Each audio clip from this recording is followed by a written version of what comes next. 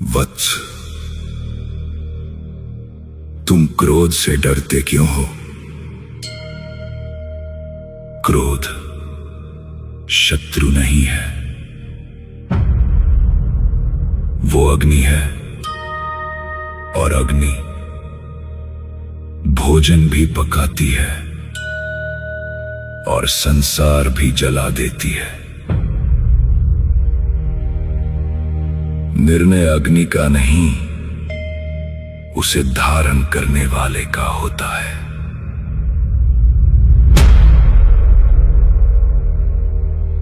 जब कोई तुम्हारा अपमान करे, जब संसार तुम्हें कमजोर समझे, जब तुम्हारी निष्ठा का मजाक उड़ाया जाए, तब भीतर क्रोध उठेगा। उठने दो, उसे दबाओ मत, क्योंकि दबा हुआ क्रोध धीरे धीरे आत्मा को जला देता है। लेकिन वत्स, क्रोध को हथियार बनाना और क्रोध का गुलाम बन जाना, इन दोनों में अंतर है। जिस दिन क्रोध तुम्हारे विवेक पर बैठ गया, उस दिन विनाश निश्चित है। मैंने भी क्रोध किया था। जब अधर्म सीमा पार कर गया, जब अहंकार ने सत्य को चुनौती दी, तब मेरा तांडव हुआ था। लेकिन याद रखो, मेरा तांडव अहंकार के लिए था, निर्दोषों के लिए नहीं। तुम्हारा क्रोध यदि किसी को नीचा दिखाने के लिए है, तो तुम अंधकार की ओर बढ़ रहे हो।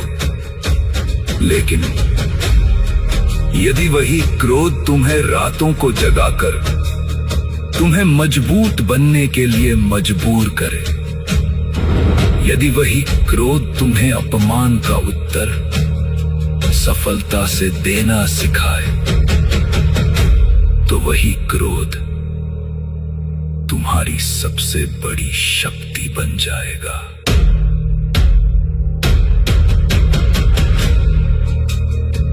हर बार प्रतिक्रिया देना शक्ति नहीं होती वत्स।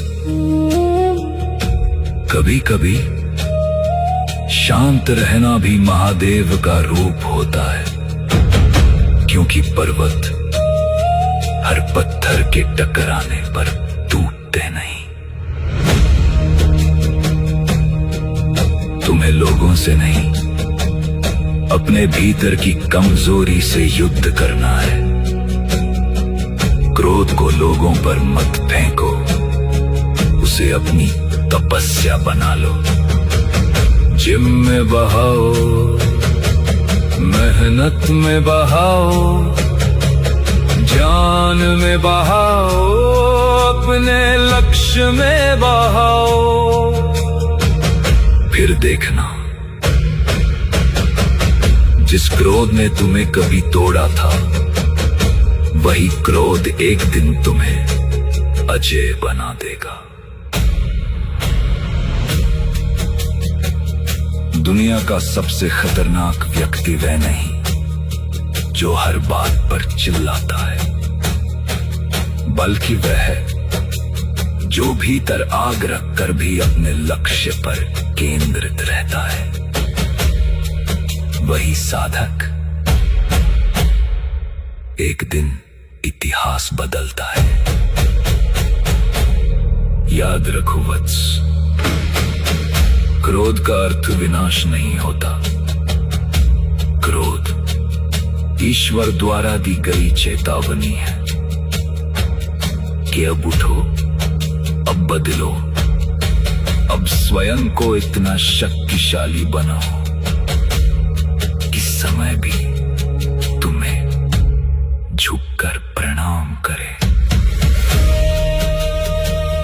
अपने क्रोध को चीखों में मत बदलो, उसे अपनी ऊर्जा बनाओ, अपनी तपस्या बनाओ, अपनी पहचान बनाओ और फिर इतने ऊंचे उठो कि जिन्होंने तुम्हें तोड़ने की कोशिश की थी वो तुम्हारा नाम सुनकर ही कांप उठे। क्रोध को नियंत्रित करने वाला व्यक्ति संसार को नियंत्रित कर सकता है।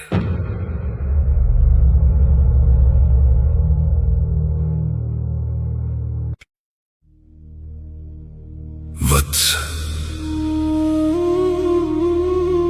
तुम्हारा सबसे बड़ा शत्रु बाहर नहीं है, वो तुम्हारे भीतर बैठा है, तुम्हारा अनियंत्रित मन। मन जो अपमान को वर्षों तक पकड़े रखता है, मन जो हर रात बदले की आग में जलता है, मन जो तुम्हें शांत नहीं रहने देता। और फिर तुम कहते हो, महादेव मुझे शांति चाहिए। शांति बाहर नहीं मिलती वत्स, शांति तब मिलती है जब भीतर का तूफान तुम्हारे नियंत्रण में आ जाए। सुनो, जिस व्यक्ति ने अपने क्रोध को जीत लिया, उससे शक्तिशाली इस संसार में कोई नहीं, क्योंकि दूसरों को हराना आसान है, स्वयं को हराना कठिन। जब कोई तुम्हें ठुकराए, जब तुम्हें अकेला छोड़ दिया जाए, जब तुम्हारी सच्चाई पर भी सवाल उठाए जाएं, तब भीतर दर्द उठेगा और उस दर्द से जन्म लेगा क्रोध। लेकिन वत्स, दर्द से पैदा हुआ क्रोध यदि सही दिशा पा जाए तो वही इंसान असंभव को संभव कर देता है। याद रखो, तुम्हारे जीवन में जो लोग तुम्हें तोड़ते हैं, अक्सर वही लोग तुम्हें तुम्हारी असली शक्ति से मिलवाते हैं, क्योंकि आराम में बैठा हुआ मनुष्य कभी महायोद्धा नहीं बनता।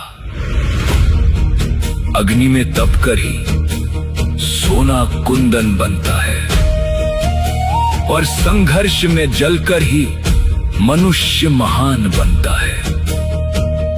इसलिए अपने अपमान से मत भागो, अपने दर्द से मत भागो, उसे महसूस करो, क्योंकि वही दर्द तुम्हें साधारण से असाधारण बनाएगा। वत्स, हर बार प्रतिक्रिया देना आवश्यक नहीं होता। कभी कभी मुस्कुराकर चुप हो जाना भी सबसे बड़ा उत्तर होता है, क्योंकि शेर हर भौंकने वाले कुत्ते को जवाब नहीं देता। तुम्हें संसार को साबित करने की आवश्यकता नहीं है। स्वयं को इतना मजबूत बनाओ कि तुम्हारा जीवन ही उत्तर बन जाए। आज लोग तुम्हारा मजाक उड़ाएंगे, कल वही लोग तुम्हारी सफलता की कहानियां सुनाएंगे, लेकिन उस दिन तक तुम्हें जलना होगा, अकेले जलना होगा, अपने आंसुओं को छिपाकर हर दिन स्वयं को बनाना होगा। याद रखो वत्स, महादेव का भक्त कभी कमजोर नहीं होता। वो टूटता जरूर है, लेकिन हर बार पहले से अधिक शक्तिशाली होकर उठता है, क्योंकि जिसके सिर पर महाकाल का हाथ हो, उसे गिराने की शक्ति समय में भी नहीं होती। अपने क्रोध को अपनी बर्बादी मत बनने दो, उसे अपने भूख बनाओ। इतनी बड़ी भूख कि सफलता भी छोटी लगने लगे। इतनी बड़ी तपस्या कि संसार तुम्हारे धैर्य को देखकर कांप उठे। और जिस दिन तुमने अपने भीतर के तूफान को नियंत्रित करना सीख लिया, उस दिन तुम केवल सफल नहीं बनोगे, तुम अजय बन जाओगे। जो स्वयं पर विजय पा लेता है, उस पर पूरा संसार विजय नहीं पा सकता।